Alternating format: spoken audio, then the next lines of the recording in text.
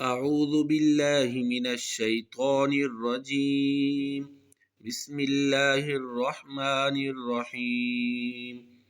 تبارك الذي نزل الفرقان على عبده ليكون للعالمين نذيرا. الذي له ملك السماوات والأرض ولم يكن له شريك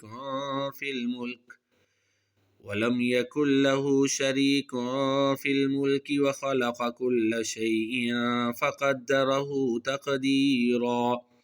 واتخذوا من دونه آلهة لا يخلقون شيئا وهم يخلقون ولا يملكون لأنفسهم ضرا ولا نفعا ولا يملكون موتا ولا حياة ولا نشورا. وقال الذين كفروا إن هذا إلا إفك افتراه وأعانه عليه قوم آخرون فقد جاءوا ظلما وزورا. وقالوا أساطير الأولين اكتتبها فهي تمنى عليه بكرة وأصيلا.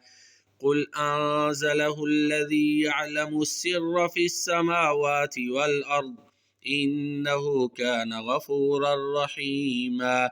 وقالوا ما لهذا الرسول يأكل الطعام ويمشي في الأسواق لولا أنزل إليه ملك فيكون معه نذيرا أو يلقى إليه كنز أو تكون له جنة يأكل منها.